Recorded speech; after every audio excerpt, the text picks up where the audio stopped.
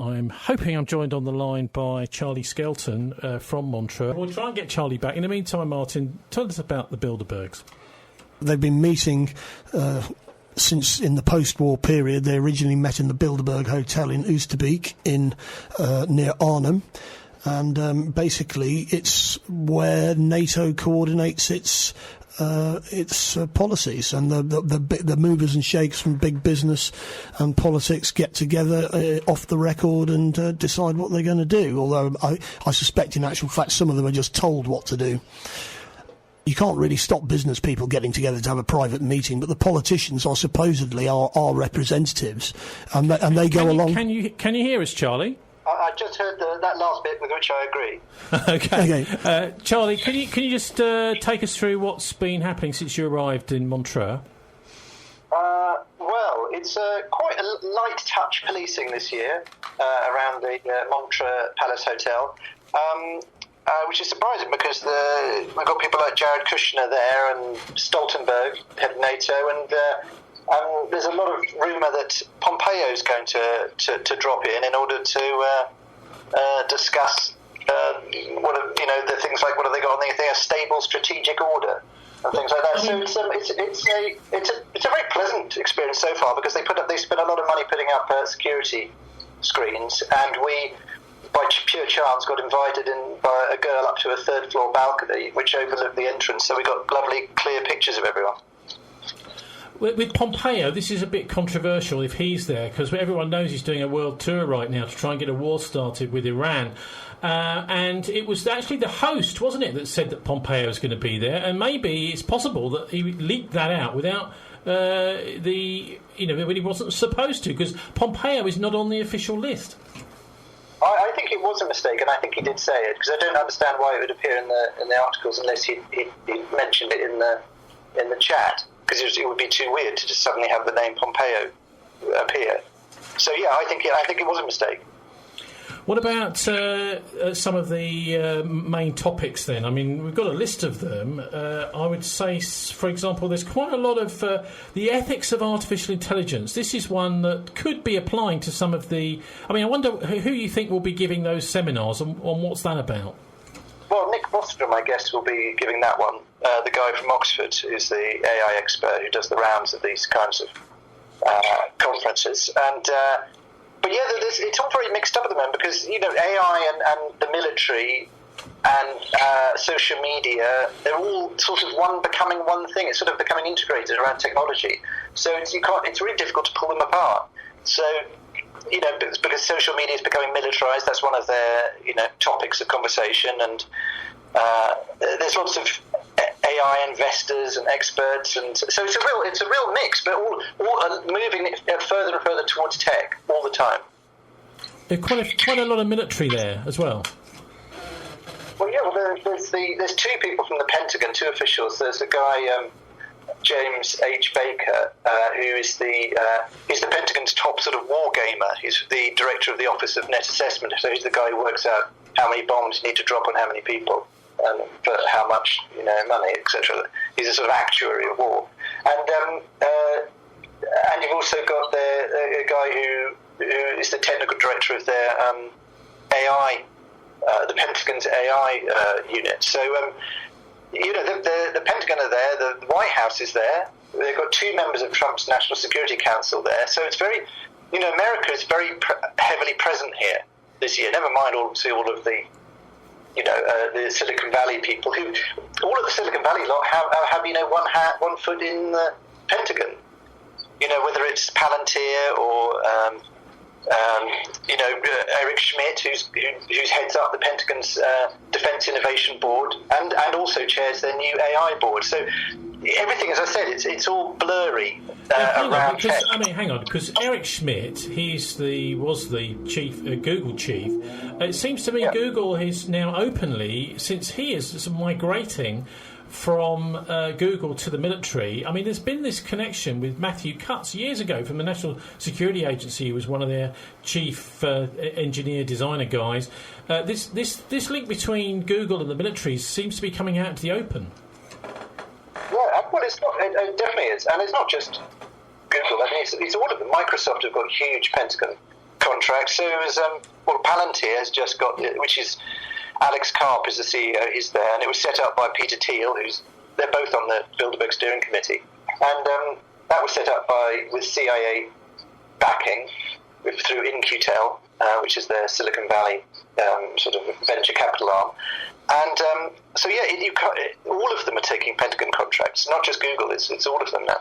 So weaponisation of social media, it did strike me as quite amusing that Bilderberg should put this as a serious topic for discussion, because really social media is their baby. I mean, there's Peter Thiel you just mentioned. I mean, he was one of the main original founders of Facebook, obviously someone that's gained a lot from it, but social media surely is theirs. Well, absolutely. I was just talking about this. It's what's odd about it is that if you think about where Bilderberg began, it began a lot of it from psychological warfare people from the Second World War, and it's all about, it began with a lot of propagandists involved. And it's sort of, we're back again to that point of a kind of pre-war propaganda-led Bilderberg. So they're talking a lot about, so that's why you've got this NATO, the head of NATO's Strategic Communications Unit, Stratcom, Centre of Excellence, which is a brilliant name, which is basically their sort of PSYOPs unit, and also the head of GCHQ. So these are the people that sort of have got their fingers in all of the digital pies and are worrying about social media and how to control it, and how to control the message, because controlling the message is a military strategic issue now. It's not just, don't make people swear at each other. It's because the warfare has become digitalised. Well, it's also, I think now the mass media is becoming, not all mass media, thank God, but most of it seems to be becoming like the spearhead for the war machine. So if you want to go in and invade a country, whether it's illegal or whatever, then you need to have your mass media on side to make that case even for just a few days or maybe weeks, the initial part of the war, just to carry people along with it, Charlie. Well, that's interesting, because you've also got that's the other sort of angle of Bilderberg's sphere of influence that it's got, is through the media. So you've got quite a lot of commentators there. If you look down it, you've got people from different countries who are sort of news anchors, and like Charlie Rose used to go a couple of times, that kind of person. There's people like Lily Gruber from Italy, and Martin Wolf from the FT, and there's quite a lot of journalists there, really. There's more journalists inside than there are outside this year, which is sad, but that is the case. And also, obviously, media owners and, newspaper moguls, big, huge ones. So controlling the message has to be take place in the media, and they're all here. The whole thing is weaponized. What about, going back to Baker and the wargaming, you combine this with artificial intelligence and Mike Pompeo, and you really have got a bit of a toxic mix there, because if you start thinking about the way wargaming is going into electronic wargaming, and then also you start bringing in AI. So, we started many years ago, didn't we, with the old chess computers people would fight against, but now they're starting to bring all this into wargaming. So they say, well, if we do this and we do this, maybe we can win this war. Now, this sounds to me like quite a dodgy, dangerous area that a lot of money can be spent by the military-industrial complex on this without actually firing a shot, but it gives them the confidence to think they can get away with starting another Iraq, potentially. So you mean they're getting sort of tricked into being overconfident by their own algorithms? Well, I suppose they'll be playing these games again and again, and then they say, suddenly we won. And possibly, if the algorithm is a bit faulty, they'll be tricked into thinking exactly what you just said, Charlie. Although, you would have thought that, haven't they, watched Dr. Strangelove? that it probably won't end well, that kind of strategy. You think? I suppose it's a way of spending money without actually necessarily fighting wars, although, of course, they're doing that quite a lot of the time. Many of the people involved in this war fighting there. Now, you also had a chat, I think, with some Swiss yellow vests. Now, was that about 2 or 3 of them, or was there a few more? Because I didn't realise that the whole yellow vest movement, I suppose this is French Switzerland, isn't it? Yeah, so there were about a dozen of them down there, and they're coming back in bigger numbers tomorrow at 9 o'clock. That's what they say, and they were very nice. They were They were just there in their bright jerkins, sort of bearing witness to the establishment doing its thing, and they said they just wanted to be seen and heard and to show their sort of disapproval. How would you describe the Bilderbergers? What are they really all about? I don't know. I don't think you can describe. I think you can't describe them as a unit. I think you can say that there are certain sort of circles of power in it.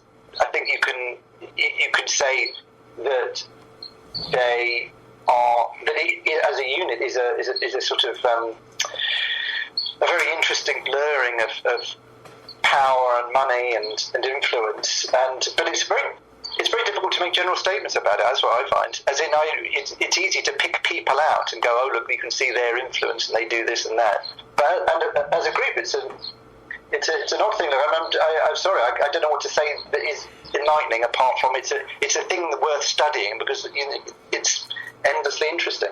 How about how to keep our wealth and avoid any tax or contributing anything to society whilst expanding our empire club? That's about, well, I like the fact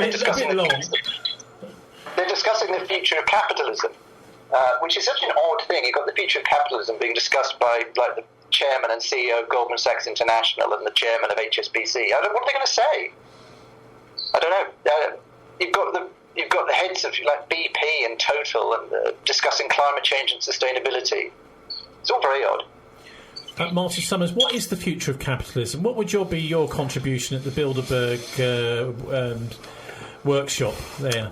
Well, I've just read two very interesting books about the future of capitalism, one by Paul Mason and another one by somebody I've forgotten the name of, basically saying that what seems to be happening is that capitalism basically died in 2008. It's still dead.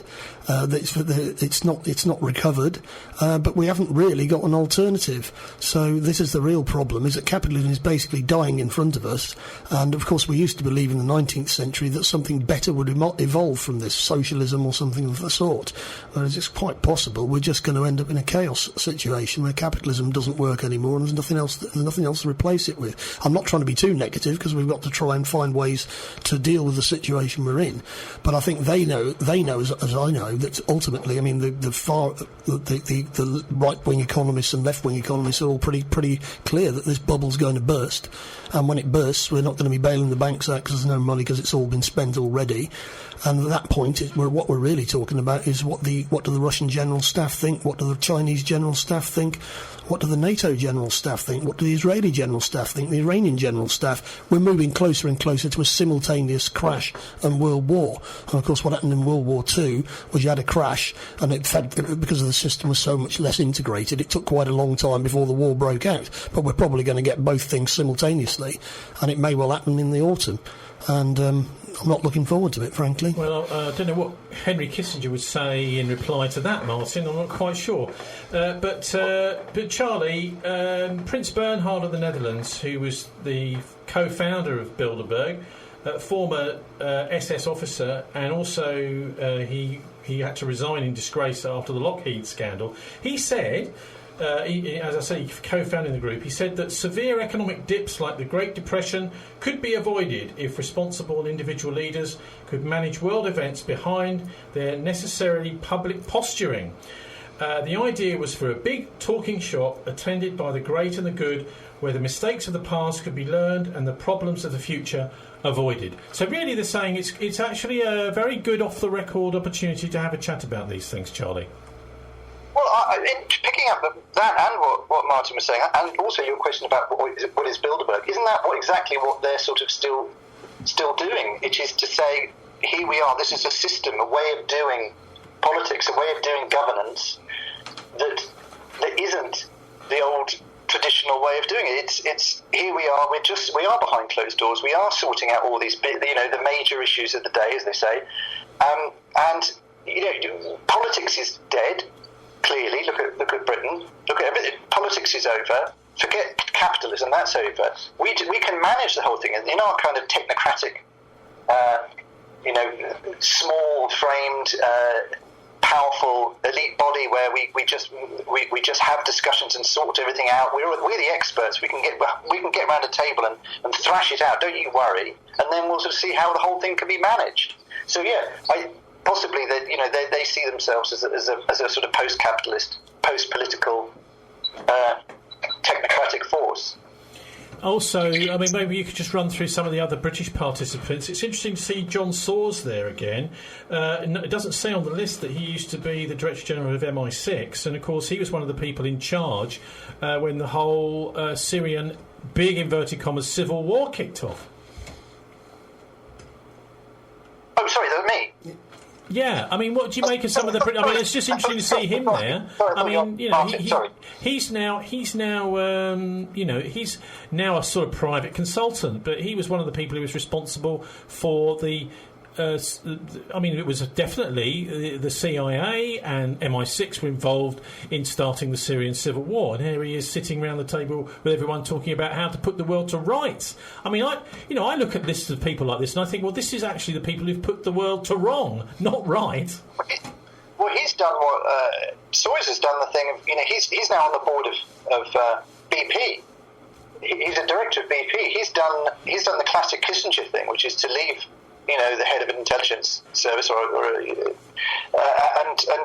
he's done what Petraeus has done. Petraeus has left the CIA and is now he regularly attends Bilderberg, and he's now at KKR, the head of their whatever they call it, Global Investment Unit or something. And you really get a real blast of the air from the revolving doors. I mean, is it as simple as when I was at MI6? I managed to start various civil wars that got the big oil companies a whole load of oil fields, and now they're giving me a job. Well, possibly. I mean, we had photographs of John Soares talking to the chairman, the then chairman of BP, in Copenhagen, and having long chats on the veranda, just the two of them. And this was just before he'd left office at MI6, so he was sorting out. You could actually see him sorting out his next job. It was very odd. And then, he left MI6 and then joined BP. Now, you mentioned, briefly mentioned DeepMind, Palantir, these kinds of firms. This whole business of data mining is incredibly powerful, potentially, where whole massive dossiers of information are collected on every single person on the planet. And that is then used to decide things like your insurance policies, etc., etc. What do you make of these companies like Palantir? They seem a bit. I mean, he's taken obviously on the Tolkien name there, but what are these guys really up to? DeepMind and Palantir. Well, it's interesting. They're run by people because they're sort of this new. They're a bit younger, techie people. They're not how you might imagine. A sort of the leader of a shady organisation might be. So you've got people like Alex Karp. He's did a doctorate in German philosophy, and he does yoga and various kind of martial arts, and he's all a bit new agey in a weird way. And he calls himself a socialist, but yet he runs this massive company, which gets Pentagon contracts and does. Basically, it's there to do things like sort of to stop whistleblowers and things like that, because the technology can see people's patterns of behaviour. So he knows you're going to whistleblow before you do. Things like that. That's a lot of these companies. I remember Eric Schmidt saying about Google that their aim is to get to answer the question that you have before you ask it. Before you even know you want it. So it's getting to this whole thing about data mining is all about getting to know people far better than they know themselves. Well, of course, they're on a basic level, on a really basic level, Charlie. They're tracking a lot of what you're doing. I mean, tracking you, your location, and obviously, I can't remember where I was exactly a year ago today, but they know where I was.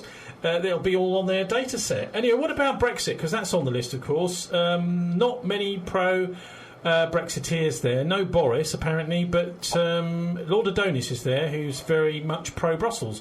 What do you think there? If you could you'll be a fly on the wall in there, what do you think they'd be talking about with regard to the Brits? Well, a very senior former member of the official at the European Commission. I asked her this is the time of the Greek meltdown, and I said, what would happen if Greece left the EU? And she said, well, it wouldn't really matter. And I said, what would happen if Brexit? Brexit happened if Britain left the EU? And she said it would be catastrophic. And so, I think that as you saw around the time of Brexit, the Bilderbergers, they came out and they actually emerged a little bit from their usual shadows to hold meetings, make statements. They were actually out lobbying against Brexit. They really were. It was quite funny to see. And I think obviously they're deeply pro-European. It's built into the very fibre of Bilderberg. And so Brexit is a massive crisis for them. Brexit for them is a big problem. What about intimidation of journalists? I understand that some were arrested and put in a cell at Geneva Airport for filming and talking to the Bilderbergers as they were arriving. And I wonder if you've had any problems yourself. I have not. I have to say, apart from finding a lovely spot to photograph the front door, and then they literally had a conversation and brought in a truckload of massive pot plants, like pots of trees, and shifted them in front of us. But that was very annoying. But that was just before we got our invitation onto the third floor balcony, so it all ended well. So I haven't had any trouble with them at all, to be honest. What about the others? Oh, well, I haven't actually spoken to them since. I've been locked away, but not locked away in that sense. I've just been writing and doing photographs, but I haven't spoken to them. But I did see a photograph of them in some sort of detention room. I wouldn't call it a cell, but I think they were fine. Okay, what about Switzerland itself? I mean, many of us have never been to Switzerland. It's a little bit... you do think sometimes a bit like Conspiracy Central. Everything is very... squeaky clean, but there's something missing. It's a bit two-dimensional. I wonder, because they have had amazing escape from the world wars that have raged around them. But what do you make of the Swiss government? And the Swiss police, the whole situation. It's expensive. Is it expensive? I would imagine Switzerland pretty expensive. Oh my God, it's expensive. I went to the garage to buy some snacks, and it cost me £45. Someone I know had a starter Caesar salad, and that cost £45. I think everything here costs £45. Get yourself a car then. I can't afford it. I have to get a mortgage to get a car here. Oh, okay. Anyway, Charlie, I just wonder if there's anything else you'd like to relate about, this year's experience and the guest list. A final sort of what you'd like to tell us about the Bilderbergers.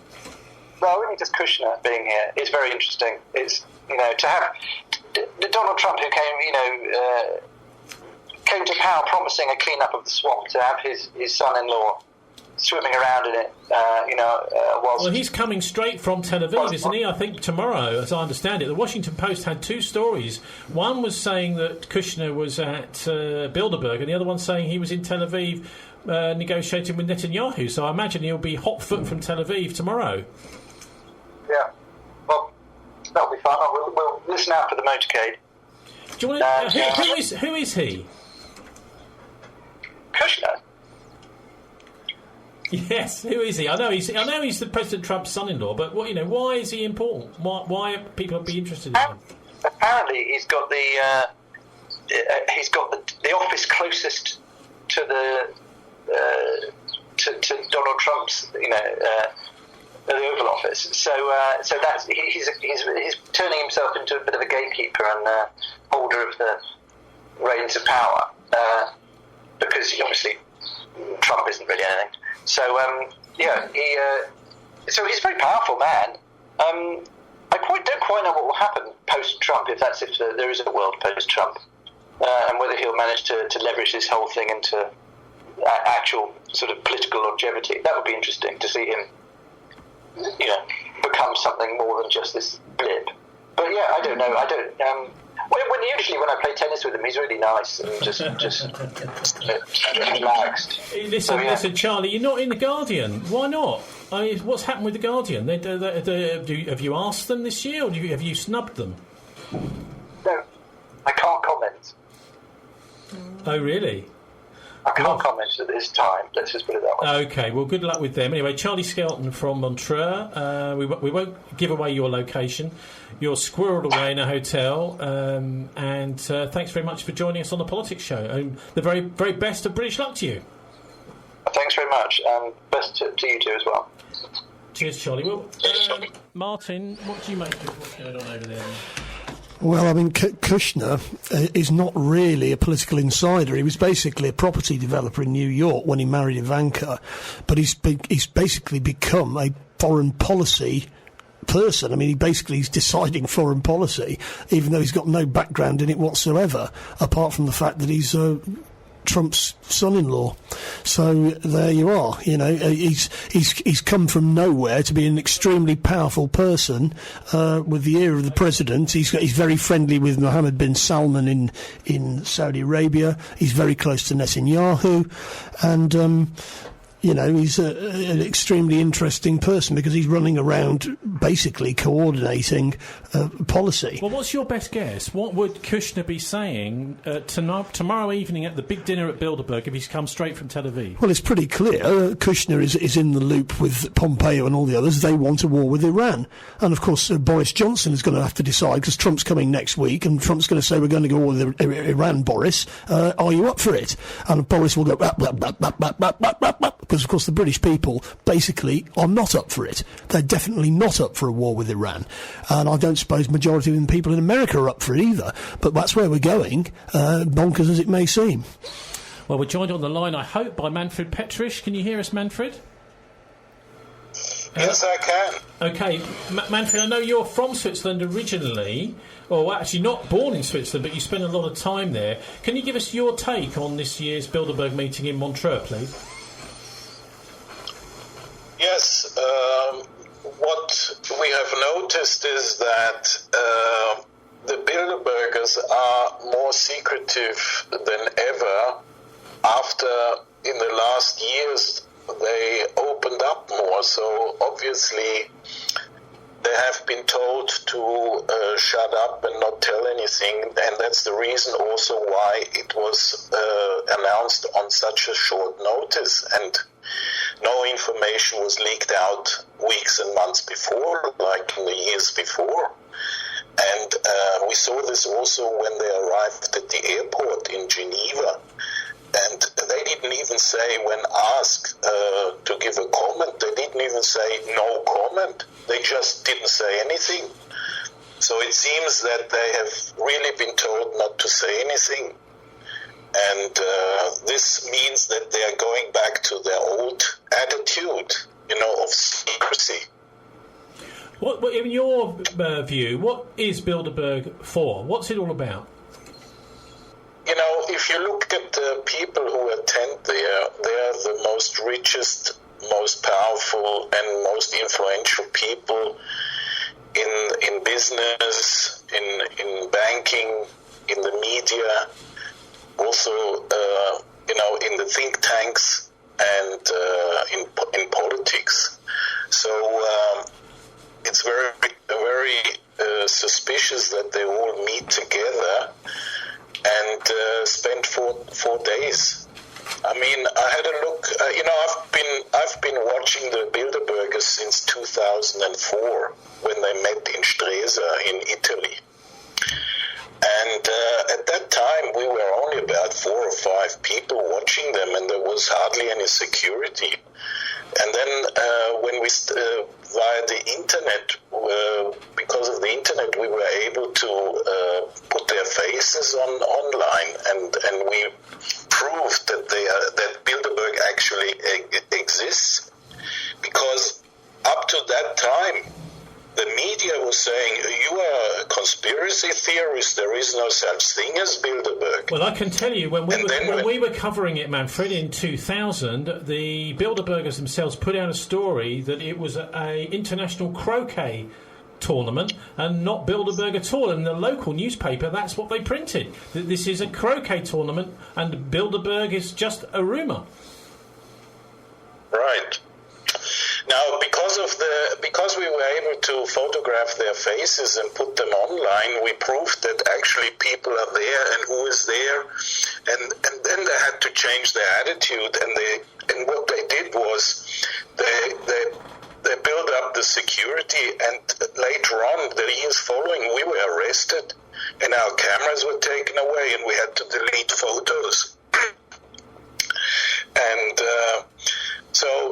And also what happened was that the distance between us and them was increased steadily. For instance, in Austria, we were about 8 kilometers away from the hotel.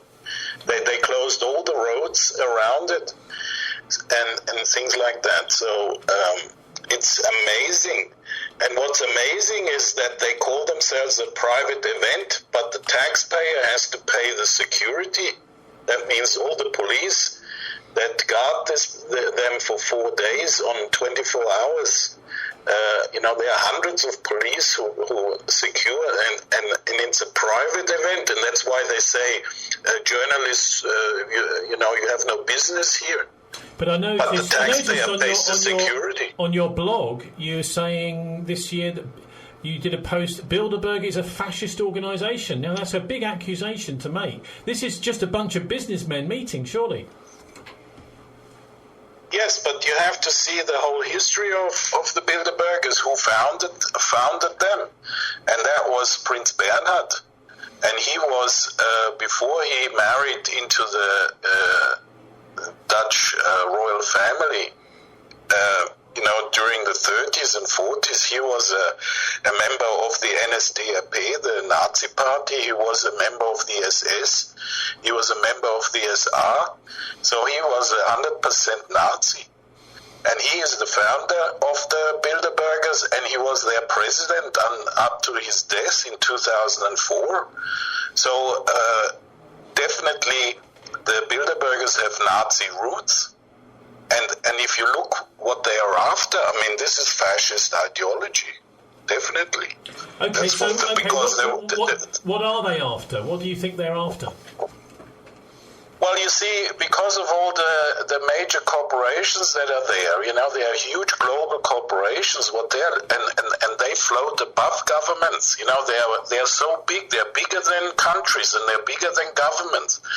They want a world where they can rule and make the rules, and everything is just for corporations. And you see this also in the European Union. I mean, the European Union is not made for the people, it's made for the corporations. They benefit from everything, and they want to expand it to a global scene. They want to have one global union and run everything in the interest of the big corporations. But, I mean, surely the Chinese are going to have something to say about that. There's no Chinese actually at the Bilderberg, are there? This is only the NATO countries.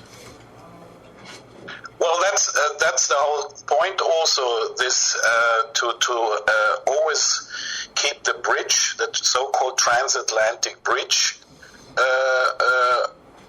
open between North America and Europe, and the whole thing is based, of course, on NATO. So you will never see Russians there, and you will never see Chinese there, and Asians anyway. So it's a European North American union there, and they work for this. Now, you spent a long time in Switzerland. Do you think it's... I mean, you talked about this as a home game for you, but, I mean, surely Switzerland is a place that Bilderberg feels quite content and happy. It's run by financial people most of the time, Switzerland, and also it seems to be immune to the world wars that have raged around them. Well, that's in the past. That was 70 years ago. The problem that Switzerland has turned into is that it's also run by big corporations. You see, there are very big corporations in Switzerland which are way too big for this small country. I'll give you an example. Nestle company, also all the pharmaceutical companies, Novartis and everything, they are huge. And also the banks, they are huge. They are way too big for this tiny country. So they are all globalists. And the problem is that Switzerland has been completely taken over by globalists, and that's why they feel themselves so well in this country, and that's why they meet there. What about the city of Montreux? I imagine you know it. What sort of city is it? It's quite close to Geneva, and it's close to the United Nations. So why have we got only one person from UNESCO there? I wonder if the Bilderbergers think themselves as a bit of a competition for the UN in Geneva at the other end of the lake. Well, in Geneva are more the humanitarian UN agencies, not the political ones. And like UNESCO, they're in Geneva. And, the United Nations has actually lost completely its role. I mean, they have nothing to say on the world stage. This is gone.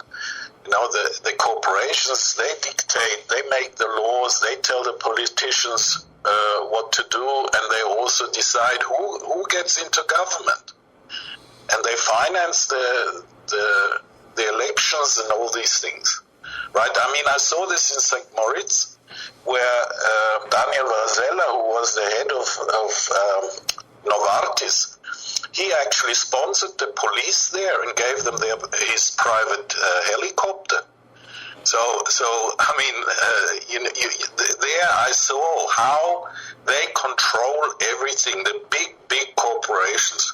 And you see it here, for instance, Eric Schmidt, who is the head of Google. I mean, these are huge, powerful people, right? And they are there, and they're all billionaires. I mean, Is Pompeo going to be there? I mean, he was announced, wasn't he? It was almost like a leak that Pompeo was coming, because he's not there. Yes, he's coming, but because today he was in Berlin, and that's just a short hop from Berlin over to Switzerland, and he's going to meet the foreign minister of Switzerland. I don't know if he's going to Bilderberg, but he's definitely coming to Switzerland to meet representatives of the Swiss government. But who is definitely coming to Bilderberg is Jared Kushner. He's in Israel, and he will arrive tomorrow morning in Geneva and go to Bilderberg tomorrow morning. So I would suggest Pompeo probably will be there, because it was a leak on that first article that you picked up on so originally. Maybe the person wasn't supposed to say that he was going, and he didn't realise he wasn't supposed to say, because he's not on the official list. But what does this mean if Kushner and Pompeo are there too? Because these are both people with very strong war agendas. Yes, you see, what happens at Bilderberg is that you have all these meetings and you have all these presentations of the 10 different topics that they discuss, and then although they say no decisions are made, there are decisions made, and these decisions are then passed on to the attendees, and they go back home and then execute these things, like the big media bosses then sell the war. I mean, if they decide on a war, the big media bosses go home, and then their media will then sell the war, for instance. And the politicians go home and they sell the war, or whatever they decide. I mean, this is they get their homework, and then they go home and do it. That's what happened. That's what Bilderbergers are there for. The same thing happened back in the 50s when they decided to create the EU and the European common currency.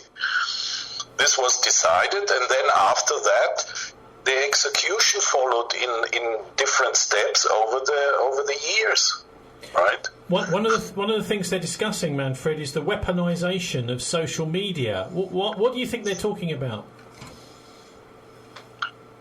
Well, I think the classic example happened now in Germany. There is just a few days before the EU election, a young guy, a young boy, made a video where he denounced the CDU and the SPD party, who form the coalition, and he said that they are no good and you shouldn't vote for them. And we have, in the meantime, after doing a lot of research, found out that behind this young man, who got millions of clicks on this YouTube video, which definitely influenced the EU election, and that's why the coalition parties got such a bad result, he was actually, this was an advertising campaign by a huge PR company. So this is what I mean by weaponizing the internet. These big media companies and public relations companies use people, in this case a young man, and he looks like he's just an innocent guy who just made a video, but actually behind them is a huge, powerful force. And this is being done all the time now to influence people in some direction that they want, political direction, how to influence elections and all these things. Now that's weaponizing the internet.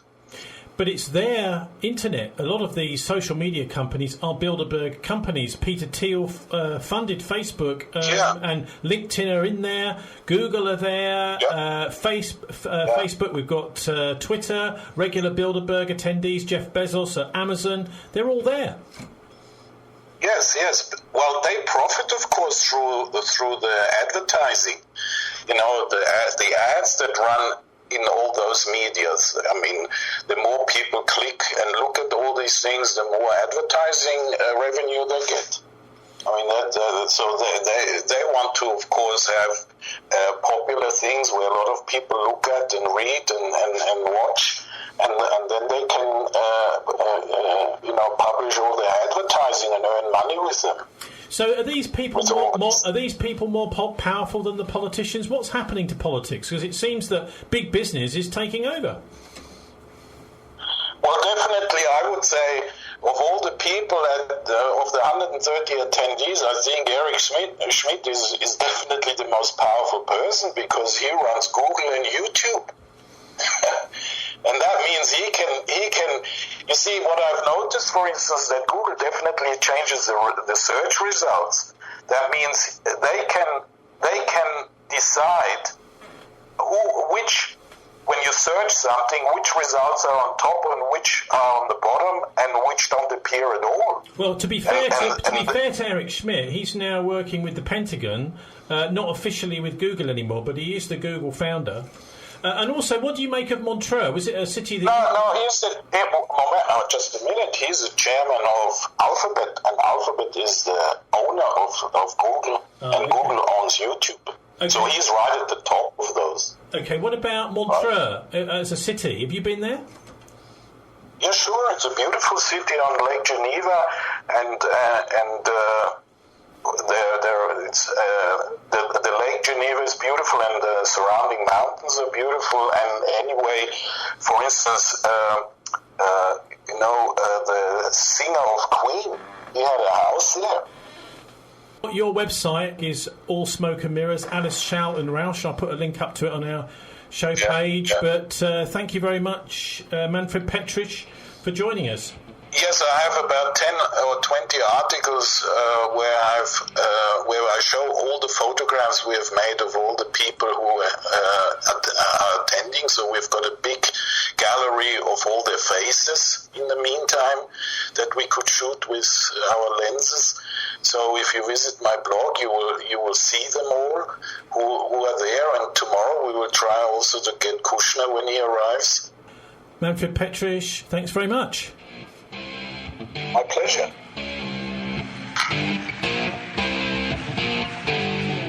Well, this course is Smoke on the Water, which is all about a whole load of events at a big hotel in Montreux. A little musical interlude.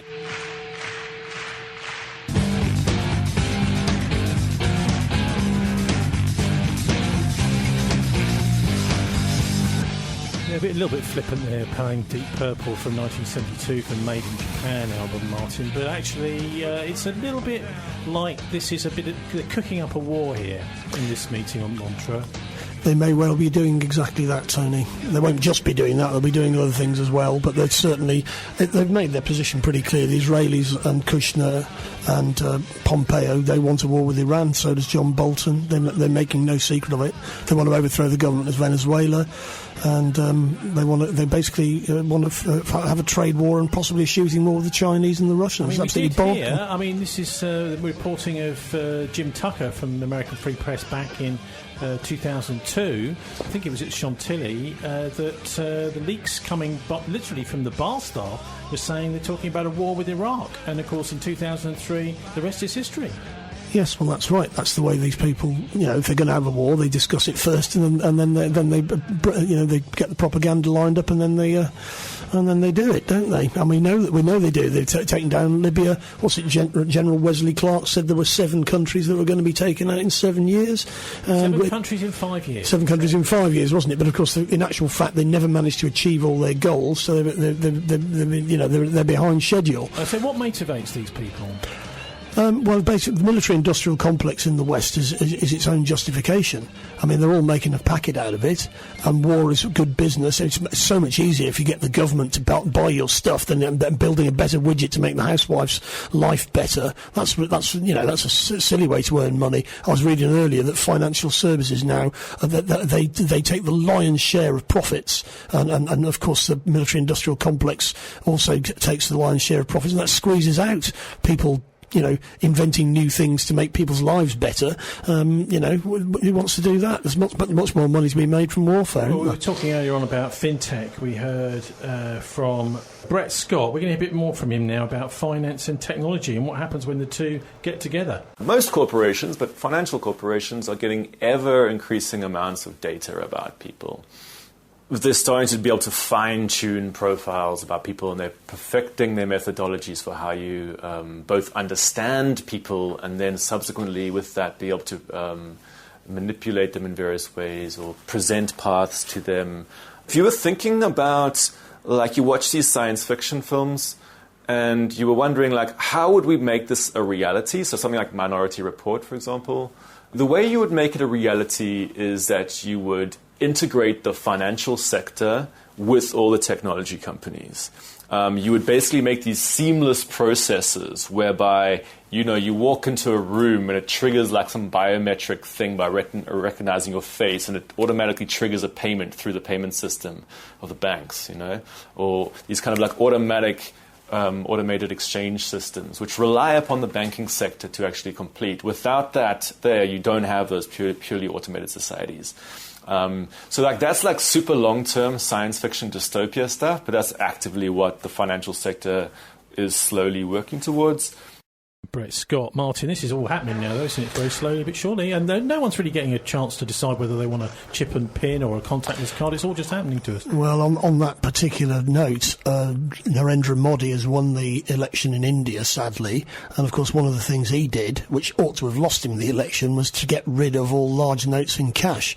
And, of course, in a country like India, that's disastrous for many small businesses. Okay, our final clip's going to be from Chris Mulligan. He's the author of Fleshing Out Skull and Bones. And here he talks about how he believes secret societies, and Skull and Bones is a very powerful one in the US, control the world. Here's how the secret societies, quote-unquote, control the world. It's a leviathan of 3 levels.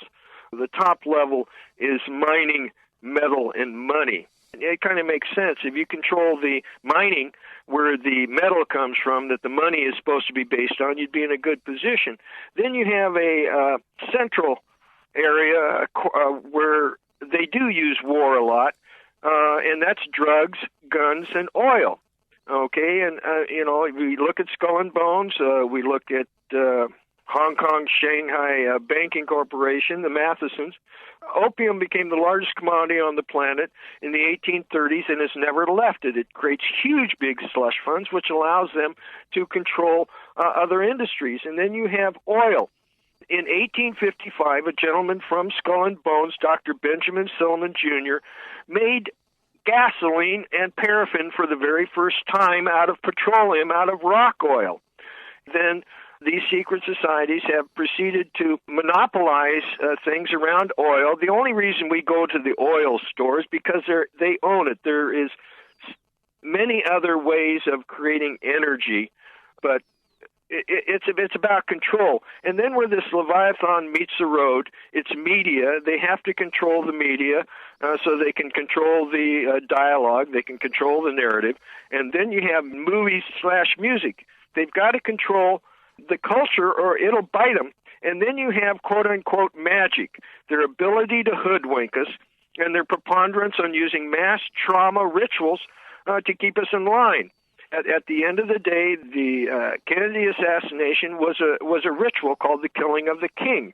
9/11 was a mass ritual. Okay, you smash the archetypes and then you bring them back up the way that you want to. In the psychological warfare, it's like abortion. Okay, the powers that be don't really give a fig about abortion. Okay, but it is a gut issue. And they can use it to get people on opposite sides because they'd much rather have the population fighting each other about things than actually looking at how we're all getting, excuse my language, screwed. So time for sign-off for the US-owned Comcast News at 8. You'll find this show's podcast, story links and comment page in our contact details at thisweekoneword.org.uk. I'm on Twitter at Tony Gosling. Have a relaxing and enjoyable weekend. Do please join us on the Politics Show at 6 o'clock next week. God bless and don't let the banksters get you down. From the Sky News Centre.